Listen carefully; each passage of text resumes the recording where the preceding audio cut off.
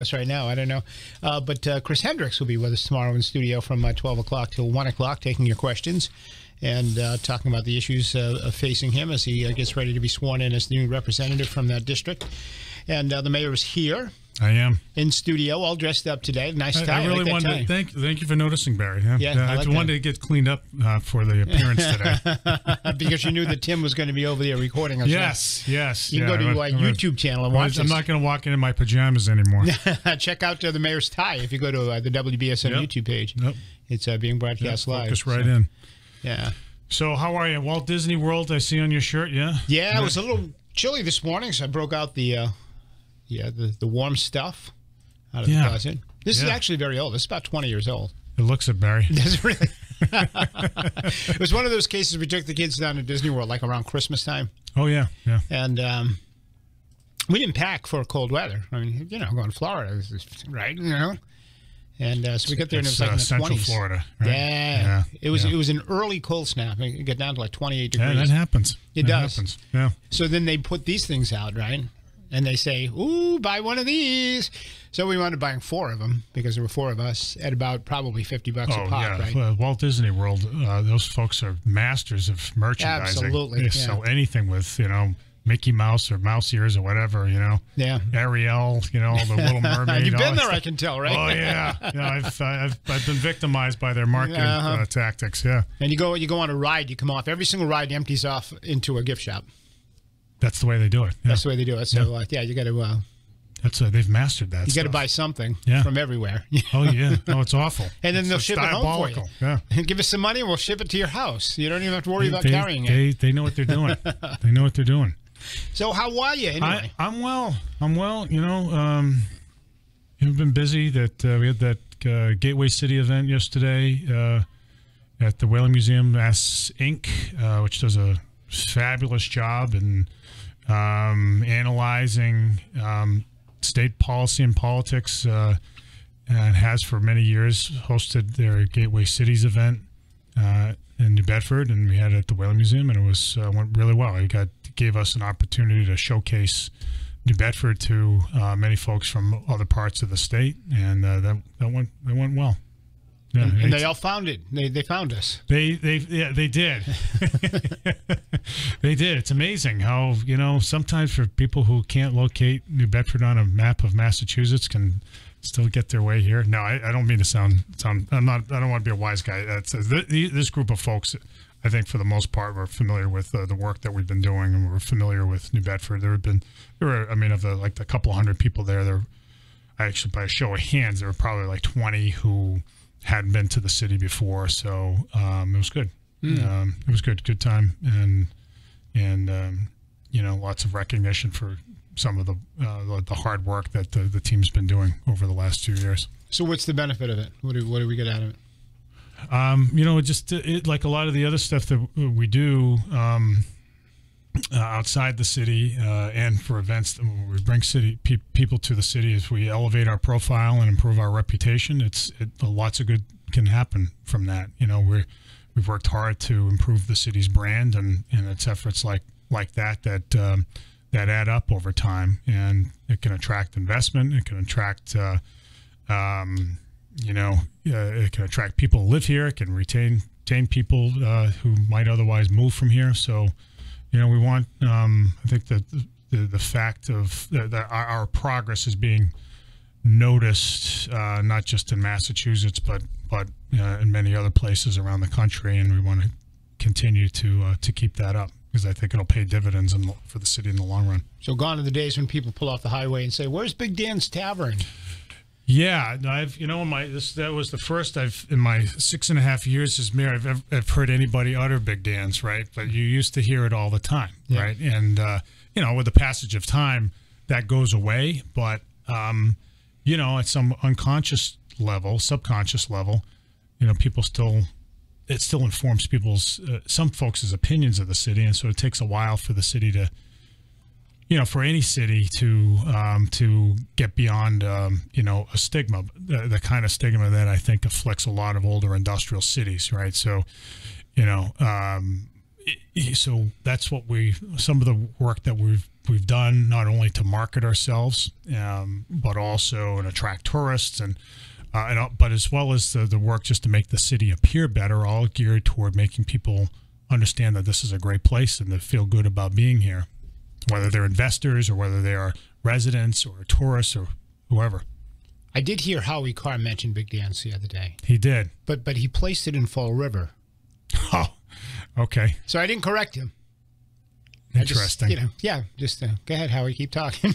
But he referenced the Big Dance, and I thought it had been in Fall River. So it was 1980-ish. I was 83. Was it 83? It was, December of 82. I was in middle school. I remember, I think it's like one of those things. No way. You were in middle school in 1982? Sorry. Oh my God! I remember where I heard about it. I was playing in a basketball game for the Panther Club. I used to play for the Panthers Club. Okay. And it was a game at the Pulaski School, and I remember Steve Taylor, who was a New Bedford police officer now, and a really good one, was on my team, and he mentioned something that happened, and I picked up the paper and I saw it, and I was like, and then it turned into this national thing, and just an awful episode for the victim and who died not too long after that in a car accident, but also, for the city. I mean, the city took it on the chin, as we all, those of us who are old enough to remember it, recall very vividly. And but things have changed a lot, and it's a very different city now. And we'd like to think that the work we're doing now will continue to set the city up well in the long run. Both in terms of the actual quality of life, but also that's the city's reputation. So we're beyond Big Dan's, and now you're throwing more inhumane spiked cobblestones up in the South End, right? Because you hate homeless people and you want to torture them. That sounds very accusatory, Barry. I heard that somewhere before. I'm not... So we got some more cobblestones going up, though, for the homeless, for the beggar situation there? Yeah.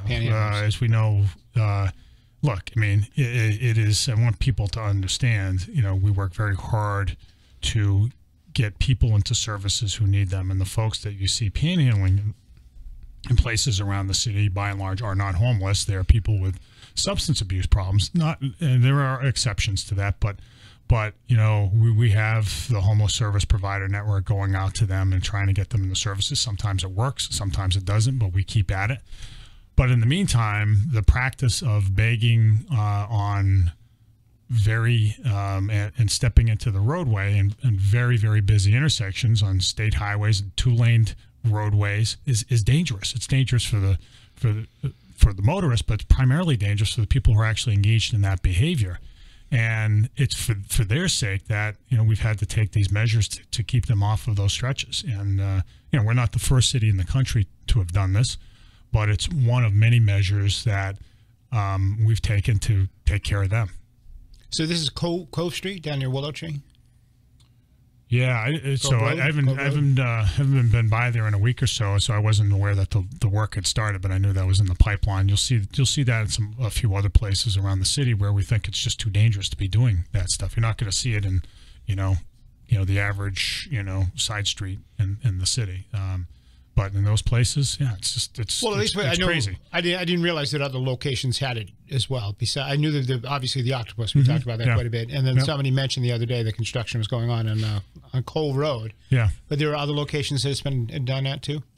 No, that there will be, right? So we have the Jersey barriers in place over by Kempton and 140. That's there for a similar purpose.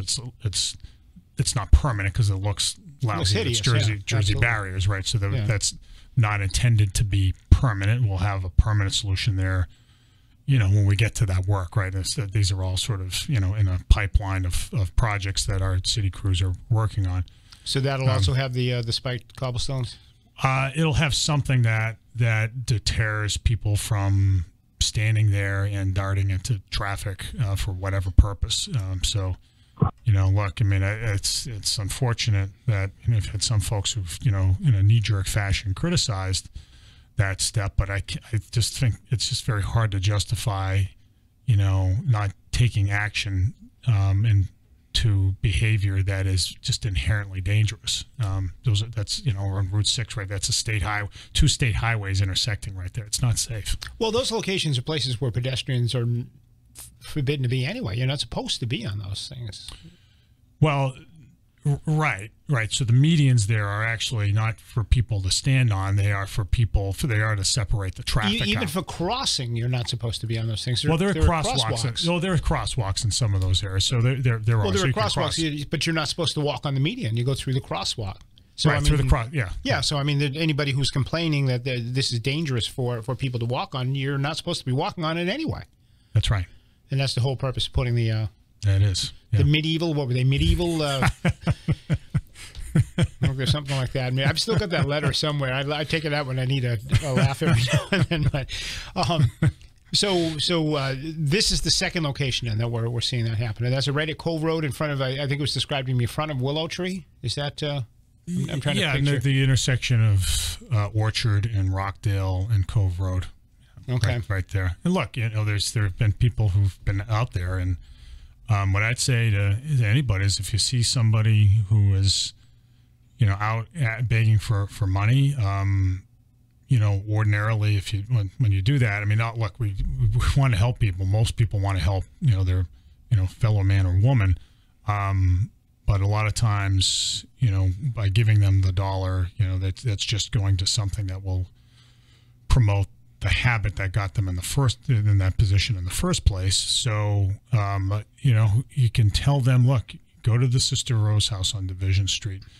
Go to City Hall, go to the second floor of City Hall and see community services. Go to, any number of others. Go to PACA. There are service providers out there who do a really good job and help people in need, and we want to make sure that they get plugged into those places. I hold my breath every time I go down Route 18, heading northbound when you get to the bottom of Union Street. And there's a guy that's there, and he just is like all over the place all the time. And you just wonder when it's going to happen, and he's going to lean right into traffic, and that's going to be... Yeah, and the police have been out there to talk to him. And look, I mean, we prefer not to be putting, pointy, medieval cobblestones or whatever you want to call them, but...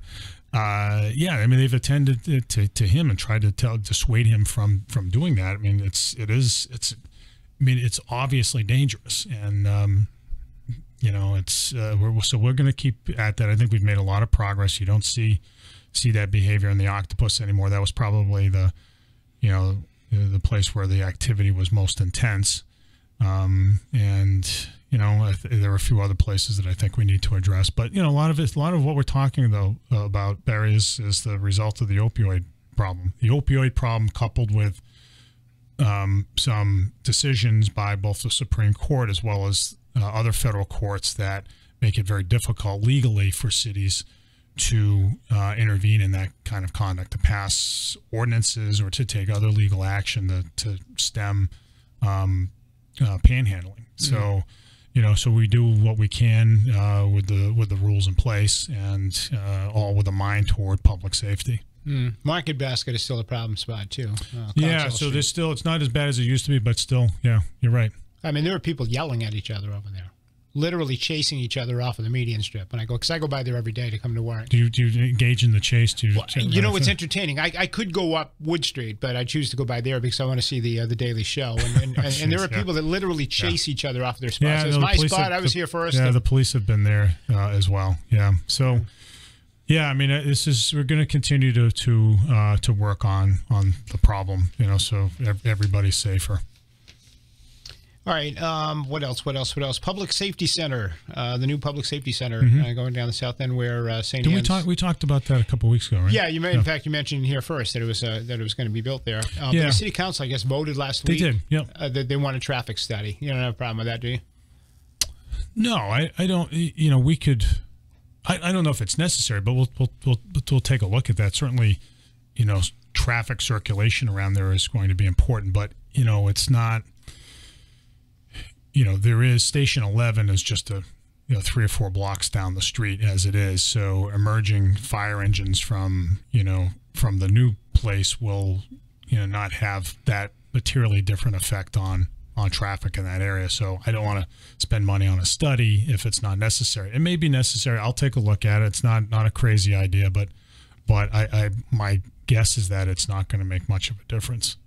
All right. So what's the status on that? I mean, is there going to be a hearing on that site, or I'm just? Yeah, no. I mean, that's the site that we selected, and in light of the feasibility study that was done, there's city councilors involved in that, particularly Joe Lopes. It's in Ward 6, and the building committee did a really nice job figuring that out. The late Loretta Burke was part of that. It's her neighborhood, and as well as many others. The fire chief, of course.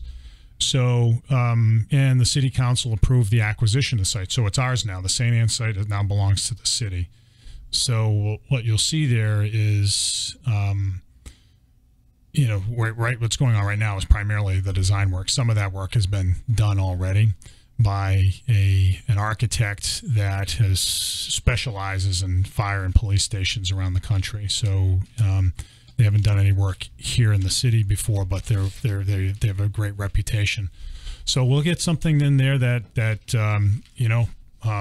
advances public safety, that looks good, is very becoming of the neighborhood, and helps stabilize the neighborhood. I think one of the virtues of that site, beyond just its location for to fight fires and to have a police presence, is also that it's going to help stabilize the Ruth Street neighborhood.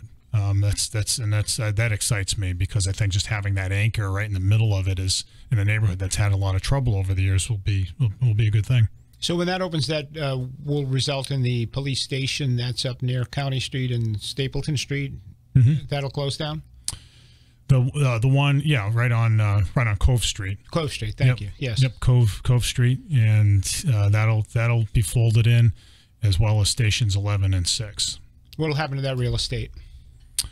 Well, some of it. So in the case of the old police station, there may be some people out there who knew this. I wasn't aware of it, but that police station hasn't always been a police station. It was actually a library before. Really? Yeah, okay. Yeah. And it was actually called the Harriman Library. It was named after Mayor Harriman, who was mayor in the 40s. So I think that's a marketable site. It's on a busy street, and I could imagine a restaurant going in there. The city would have to sell the thing for a song, for $1. Can have dinner behind bars, right? I mean, what a marketing. Well, I don't think there's a cell in there. No. So I may be wrong about that. You'd have to sell this ballistic glass and stuff and other protections for police officers, and it's not that big of a place, but it's a cool building. So that will. So I think I think there would be a market there. You have, more or less across the street, you have the new Mi and Toyo Mexican restaurant, which is a great place. So, that's, and then you have, a place like Novo Mundo across the corner, around the corner. That's another great restaurant. So, there's activity in that particular area that might allow for some, might allow for a reuse like a restaurant. And then you look at Station 11 on Brock Avenue, a great building, a really neat building. Stuff can be, there may be a commercial use for something like that. We'll work with the neighborhood to make sure it's something they like. But it's right there on Brock Avenue, and you can have a combination of, a number of different things. There's been around in Boston and some other places some really interesting reuses of fire stations. Right. As far as Station 6 goes, which is on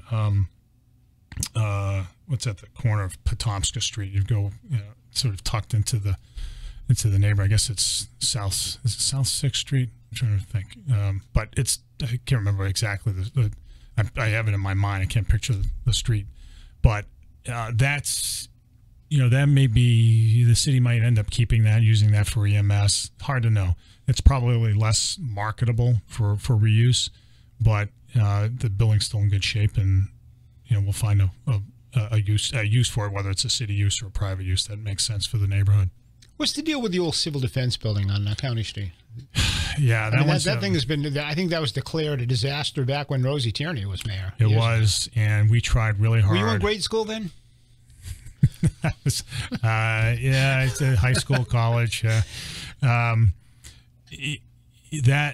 one's it's. I mean, the bottom line there is it's gone. I mean, we tried really hard to get it redeveloped. We had a developer buy it a few years ago for $40,000, and he was going to put like first floor retail and like a store in the first floor, and then a couple of units, residential units above that. And he couldn't pull it off. And we have, when we sell buildings nowadays, we will put in a clawback provision so that if the developer can't do anything with it, we'll grab it back, and we'll keep the money too, right? So it just puts the developer on this window in which they got to get something done real fast.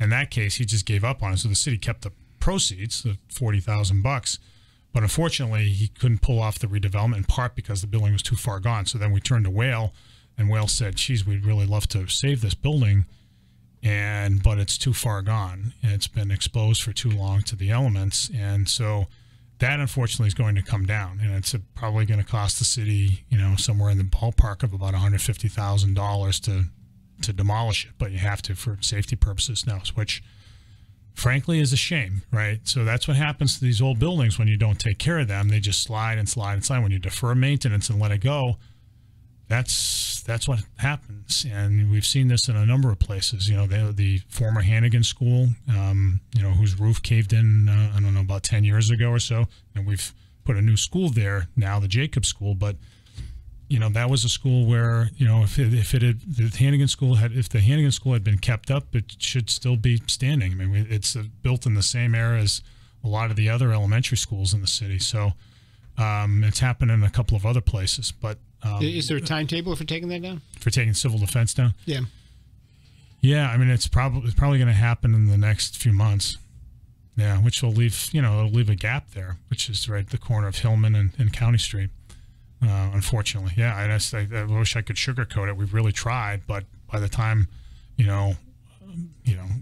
I was able to do something about it, by the time I got into office, it just, it was a long shot. Is the real estate worth anything? With the little building bit. gone? You get Dillon's right next door. They may want it for parking. St. Lawrence might want it for parking. I don't know whether anything will get built there. We'd certainly entertain the idea. And if someone wanted to build something there, we'd probably give them the lot for $1 and say, build something, and tell them as long as they build something nice there that works for the neighborhood. Mm. But would they have to settle back? Well, there wouldn't be back taxes because that was a city operation there, so there's no taxes on. What about the old fire tower down next to the Haymack? Is that in good shape, or is that in bad shape?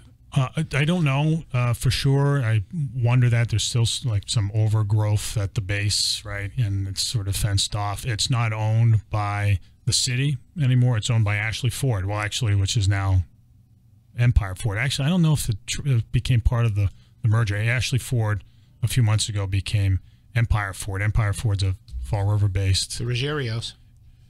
Yeah, so they bought it, and so now it's part of their group of auto dealerships. So I actually don't. I mean, that's a good question. I actually don't know whether that was part of the transfer. I suspect it was. They've been responsible for putting up the flags every month to honor veterans from New Bedford, which is just a fabulous practice, and so glad that they've done that over the years.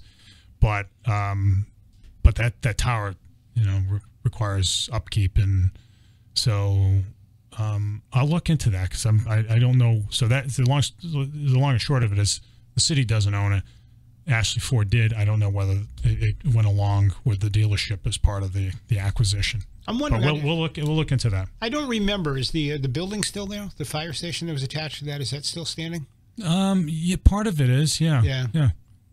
I don't recall. I'm trying to remember because I do remember it being there. I remember that was an operating fire station. Yeah. And, but I recall the tower. You see the tower every time you drive by on the highway and everything. So. Yeah. All right. I've got a few other things. Any other decrepit properties? Well, I'm trying to think off the top of my head. We'll get a list of them. We'll pass them on to you. See what's coming down. It's a big part of the financial challenge of the city, which is to keep up our building stock. I mean, we have 96 buildings that we own, and a lot of them, as we all know, are really old, and they require a fair amount of maintenance. And so there is, it has been a finger in the dike exercise with some of these buildings, and we want to get to a point where we've been working very hard to get to the point where we have good, faithful maintenance practices in place. Well, even the so ones that we keep them don't up. own, even the ones that we don't own, could pose a safety threat, right? In areas where, if they're not taken care of, and No, it's true of any structure, right? yeah. And do we have a list of those? I mean, buildings that you're concerned about that. Well, we do, and that's, for the private housing stock, we certainly, I mean, that's where like the the neighborhood task force comes in, and, Right. and our work is part of the Attorney General's receivership program. We put houses into receivership that fall apart and get funds in to bring those back, and that's been very successful. There are lots of examples around the city where we've been able to turn houses around and get responsible owners in, often first-time homeowners in to stabilize the neighborhood. So We don't have many mills left. The old mills, they're all pretty much either burned down or refurbished. there are. No, I mean it's not nearly as much as there were in the city's textile heyday, but Right. but of the ones that have been around for, I mean, no mills have, the last mills that were knocked down were the Fairhaven mills that were at the Market Basket site. But Yeah. no, I mean, since then there haven't been any knocked down, and just about all of them are. Actually, there was one mill over off of North Front Street that was knocked down recently, not because it was in disrepair, but to open it up for parking and redevelopment of some of the other mills. The Bishop's family did that demolition, but that was just a small piece of a much larger complex. But otherwise, the mills are pretty occupied now. They're not. There are a few that are empty here and there, but by and large, they are occupied by both residential tenants as well as light industrial tenants and other stuff. All right, let me take a quick break, and we'll come back. We'll invite your calls at 508-996-0500 for the mayor. I got a couple other things. You got a couple of things, and we'll do more right after this. Stay with us.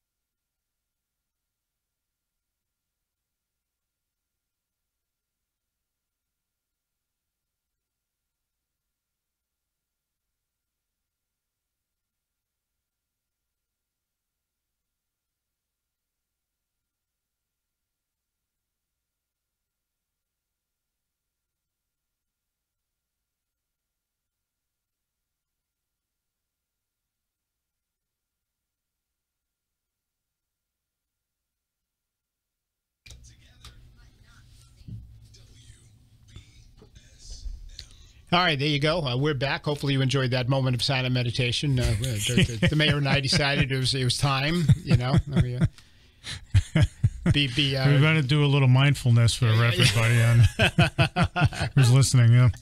Computers, you know. You hit the computer and you think it's working. It's really not. So. All right. I want to get to some calls in a couple of seconds, but I wanted to ask you about something before I forget. The city of Fall River obviously is in turmoil right now. There's a lot of stuff going on. There's discussion about whether to recall the mayor or whether to do it through, a special recall election or whatever. And yesterday I had, because I remember when I worked in Fall River, they had formed a special commission to review the charter. They hadn't reviewed the charter in like 84 years. Yeah. So it's been refreshed. And the Charter Commission knows everything about the charter now. Some changes have been made to it, more are being proposed, and so on and so forth. It just got me wondering whether we've looked at our charter anytime recently and where we are with that. And does anybody really know what the charter says? You know what I mean? Like, I can't recite it to you in its entirety. Have you read it recently? No, I'm generally familiar with it. I mean, it's sort of like the city's constitution. It provides for the framework of municipal government. I mean, we did make one in effect, a big charter change last year, which was to go to the 4-year mayoral term, right? So that was probably the most, the one element of one provision of the charter that to my mind, desperately needed to be changed. And I think obviously a majority of the folks in the city agreed with that. But beyond that, so we haven't. Fall River is obviously in a crisis. It is a time for them to sort of revisit, first principles, to take a look at their charter and say, do we have a framework of government that makes sense in the 21st century? Well, fortunately, they had done that anyway, and they'd put some things on the ballot. So, I mean, they've just gone through all of this process, and then this thing hits. But it was interesting. I was at their council meeting the other night watching what was going on. And it was interesting to see how few people really knew what the charter said and what the charter, in this particular issue, it's recalling a mayor or taking a mayor out of office. But nobody really seemed to have an understanding of what the charter called for in an emergency situation. It's kind of like when, your car breaks down and you pull the book out. Exactly. Right. Well, even the lawyers were debating it. I mean, so it's kind of like when your car breaks down and you pull the book out of the glove compartment and you're sitting there looking at it. Okay, what does this like mean, and so on and so forth. So I was just kind of wondering if the city has reviewed its charter anytime. In Fall River, what they decided to do is review our every 10 years. solicitor's office, is very versed in the charter, and I mean, they could tell you exactly what it provides for. I mean, the reality, Barry, in Massachusetts is that state law heavily prescribes what can be in a charter and what may not be in a charter, and so we have in New Bedford what's called a Form B type of city government, which provides for a strong mayor, the so-called strong mayor, in which the mayor has administrative authority over city government, and the city council doesn't propose the budgets proposed by the mayor, and the city council can only cut, generally speaking, and the number of city councilors and such, and their terms and the terms of the mayor and everybody else. So, and there's just not a lot of wiggle room under state law anyway to make dramatic changes. So the changes end up having to do with things like the terms of office holders, whether there are term limits, the recall provisions, stuff like that. That's what these charter review commissions take a look at primarily. But in Massachusetts, I mean, there would be things in there's the setup of government in Massachusetts in cities doesn't vary all that much. The real big differences are either a strong mayor or a weak mayor model of government. So in places like Lowell and Worcester, they have weak mayor models in which the mayor doesn't really have much in the way of administrative authority. It's the city manager that on the behalf of the city council that runs the day-to-day affairs of the place. The strong mayor model of government is the one that is trending more, and as well as the lengthening of terms of mayors, because people want to see stronger executive power and leadership, and that's been the trend in cities around the country. But even with that in Massachusetts, there isn't a lot else fundamentally to change other than what we just did with the term of mayor, to my mind. Right. Well, it was interesting to learn that there is We don't have, by the way, New Bedford. There is one thing that we should consider. I was just reminded of it with Fall River's affairs, and that is New Bedford does not have a recall provision in its city charter, and I think we should. And I think that's something that we've talked a little bit about with the city council over the years. There hasn't been sort of like a fortunately, there hasn't been any crisis that sort of focus on that, but. We don't have a provision that allows for the removal of somebody for office by a recall. So that may be something that we should be looking at. I think it would be appropriate. It has to be carefully written. I think there were problems with Fall River's recall provision that resulted in litigation when Will Flanagan was recalled as mayor a few years ago, and so. If we do it, it should be done very, very carefully and not, allow for just sort of whimsical decisions to be, to undo an election. Well, it was very interesting to learn, and I think a lot of the councilors, most of the councilors, as a matter of fact, thought they had the authority under their charter to remove the mayor. Take a no-confidence vote, 7 votes out of the 9 councilors, boom, we can remove the mayor. And you can't do that. And according to state law, one branch of government cannot get into the affairs of another branch of government and remove somebody from that branch. And it's never happened. They tried it once in Boston, I think it was, where they tried to remove a city councilor, and it was the courts threw it out. Yeah. So it's never really happened. And the other thing that I found very interesting is that the assumption was that if a mayor is removed or leaves, well, if the mayor leaves, that's a different story. But if you take a mayor out, that the acting mayor, the city council president would become acting mayor, that they would have the full authority of a mayor, and they don't under state law. That's not surprising to me. Yeah, it was to me, and I think it was surprising to them. I think that's part of the reason why they had this. Well, they're doing. Understandably, they're doing a little bit of this on the fly, right? Yeah, this absolutely. Is all sort of well, that's why I asked sudden, if we were familiar with the charter, and because crises come along when you least expect them.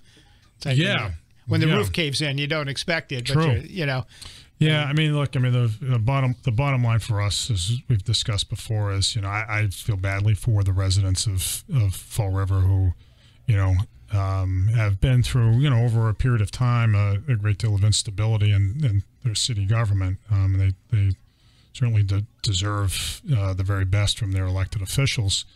But for our part, our approach here in New Bedford is all it's all about New Bedford, all about greater New Bedford. It's our strategy remains the same. We're firing on all cylinders. We're blasting ahead, and we'll continue to do that. So currently in New Bedford, there's no way to remove an elected official other than through a conviction. I would imagine. I don't know if that even automatically does that. I actually don't know the answer. I do know that there is not a recall provision in our charter, and I don't know if there's there's an alternate mechanism to remove an office holder. Yeah. All right, let's grab a call. We got a whole bunch of them up here. 508-996-0500 is our phone number. And I don't know if this person's been holding to talk to you, but this line has been lit for 45 minutes now, so we're going to try. It may not even be anybody there. Yeah, you're next in WBSM. Good afternoon. No, I didn't think so. All right, so let's go to the other calls that came in after that. And you are first on WBSM. Good afternoon. Good morning, gentlemen. Hey. On the public safety issue, down at Brock Avenue and Rodney French, it was 5 or 6 years ago. I think it started just before John came in, and it ended during John's first year, when they redid those medians with all the granite and the different stuff. In the last 5 weeks, there's been 7 accidents, some during the day, some at night, and a few situations cars have ended up on top of the median, and I've seen videos and stuff. Has anything been brought forth, John, as far as revisiting what's going on there? Because it seems to have escalated the number of accidents in that one intersection. Yeah, I don't know why that is, Phil, but we'll look into it. It's news to me that there have been that many. But there's a lot of accidents there now, a lot more than usual. Yeah, that concerns me. So I'll we can find out from the police department what the story is, and look if there needs to be. And a separate second, same kind of idea, but not maybe as profound. When you're coming into the city eastbound on Route 6 in Kempton, those medians, the color of the medians in that street, especially when it's raining, is blurred in. I was in a vehicle where the left front tire hit dead center. The person was watching a car cut over in front of them, and they had nowhere to go, but they were right on that. As far as at the end of medians, if they put like something bright, like yellow or orange, for a visual, especially for someone who doesn't know that area, because I've also seen cars up on those medians. Yeah, we can look at that. I've never noticed it myself, but yeah, that's something that we can eyeball. I don't, if there's, I think there will be some work being on, as we discussed earlier. I think there will be some work done there at some point, maybe next spring, to to make it a little more sightly and hopefully maybe a little safer too. So when that work is done, we'll look specifically at that issue. I appreciate your call. 508-996-0500. You're on Next with the Mayor. You're next with the Mayor. Go ahead. Hi, how are you? Hi. I have a couple of questions. One of them is 193 Sawyer Street. This property's been boarded up for years. It was foreclosed on last year. The taxes were about $50,000 or $60,000. My question to you is, when is the city just going to knock it down? It doesn't have any value. Even the lot doesn't have any value. I'm trying to remind me. So 193, what's the cross street? Sawyer Street. It's just below North Front. Okay. On which side? The north or south side? It would be on the south side. I think I know which one you're talking about. Yeah, it's on the corner of a court. I don't even know what the name of that court is. Bono Court. Yep. Yeah, I know it. You know what? I don't have an answer for you, but you've piqued my curiosity because I know exactly which one you're referring to, and I've asked about it as well. It's right next. There's like a vacant lot right next to it, right? Yeah. Yep. And Bono Court is there, and Bono Court's been a place where we've had some issues over the years. I don't know, but I'm going to find out because I have a similar curiosity about that. That's obviously. I think things have gotten better over there at Bono Court, but over the years over the last couple of years because it's gotten a lot of attention from the police department. But we still have that blighted property that you noted, and so let's find out. A lot of times the answer to a question like that is that a big national bank is sitting on it. They've foreclosed on it and they're not moving it. That was a bigger problem a few years ago when there were many more foreclosed properties around the city. But some of the bigger banks, I won't name names, but some of the bigger national banks. Write them down. I'll mention them. One has the initials WF. All right, let's grab the next one. 508-996-0500. You're up next with the Mayor. Go ahead. Good day, Mr. Mayor. Good day, Barry. Hey. Troy checking in. We're watching this Fall River mayoral situation with a close eye because we're increasingly concerned about your blasé attitude toward foreign or illegal aliens coming into New Bedford and destroying our city. So my question is twofold. Can you condemn the policies of your fellow Democrats throughout the country who welcome illegal alien foreigners into their cities to destroy them and destroy the moral fabric of their city? What's the second part? Secondly, how can we remove you as mayor? What are our options in the city of New Bedford? Well, apparently we can't. We don't have a recall. How can we do it? Sorry to break it to you. Hey, wait, are you the same guy? That's Ferris, yeah. Does he live in the city? I know it's awful. I don't know. I think he's in Montana right now. I'm not sure. Yeah. Is he in Montana? Well, hold on. Put him back up. Where are you? Where are you calling from? Yeah, I'm calling from Missoula, Montana. I'm out here supporting Trump because Trump is trying to make America great again. And if you don't make hold on one second. I got a question for you. So when you say our city, are you referring to Missoula? I don't call up here to have you ask me questions. I call up to ask you questions. Oh, how about this? Are you the same guy who was on with Ken Pittman a couple of weeks ago who said that the 19th Amendment, which allowed women to vote, should be abolished because you don't think women should vote? You're the same guy, aren't you? No. Oh, you're not. Oh, geez, I could have sworn. Must have thrown your voice. Let's say I am. All right, I'll tell you what. We're gonna hold this for another time because we're running short on time. I've got to take a quick break. I think that's the same guy, Barry. That's the same guy. Yes, absolutely. That's Ferris, right? What are you going to do, Ferris? All right, so we can't recall the mayor because there's no provision. I have no opinions about the state of affairs in Missoula, Montana. I've never been to Missoula. It sounds like a great place. I'd like to visit someday. I'm not even sure where it is. I know where Montana is, but... is Missoula the city where the University of Montana is? Jonathan shaking his head, yeah. I think so. All right. It's got to be a cool place. Let me take a quick break. We'll come right back after this.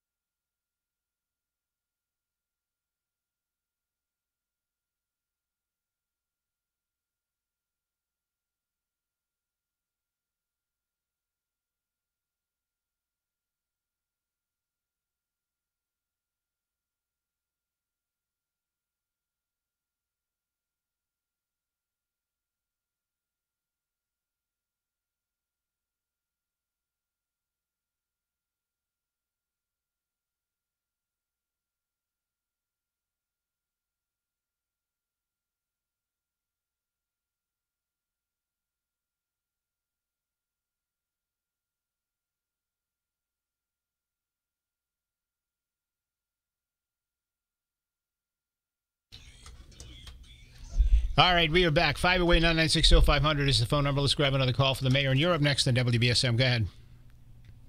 Hello? Oh. Hello? Yep, you're on the air. Go ahead. Mr. Mayor, I was just at Marcus Basket 15 minutes ago, and I was leaving. I was on Cox Street going to Fairhaven. I live in Fairhaven, and there was a gentleman there, stepped out in the middle of the road. I waved him a little bit, and he mumbled something on the drive. I rolled my window down. I asked, excuse me, and he told me to shut me up and everything else. Oh, jeez. Big, blah, blah, blah, and things I haven't been called in years. I'm 73 years old, my friend. Sorry, but sorry you had to experience that. So we'll walk out of the studio, and we'll send a police officer over there. Well, I did talk. We'll send them over with a bar of soap so they to wash his mouth off. So I went over to Market Basket, and the police officer was working there. Came out when I gave him a report, but he told me he can't do nothing about it. I wanted to file a report, do something about it. He says, you really can't do nothing, or can arrest him. And they're living underneath the bridge, him and his wife. Is this true? Yeah, I don't know what they should check. Are you talking about the Cogswell Street Bridge? Yes, sir. Yep. Yeah. All right. Well, I'll have them take a look over there. I think there's like a stairway down there. Let me explain it. Maybe they should block that off. Yeah, there is a couple that does hang at Market Basket, but I don't think they're homeless. To be honest, as I said, I mean, most of the people we've found, most of the people who are panhandling are not themselves homeless. Right. Well, we got to wrap it up. Just like that. Hour went by really quickly. Yeah, huh? Yeah. Chris McCarthy always says it's the fastest 2 hours on radio, his show. I think this is faster. I think so, too. Yeah, it's like an hour. It's so fast. Right? This is the fastest hour on radio by far. Yeah. All right. Thank you, Mayor, for coming in. Appreciate it. Sounds good, Barry. We'll try to get it back to Wednesday next week. We haven't done a Tuesday show in a while. Maybe we should pick Tuesday then. All right. We got to take a break for the news. As you can hear, the orchestra is all tuned up, and we're going to come back on the other side. We'll have a couple of hours more with you right here at 1420 WBSM. Stay with us. Don't go away.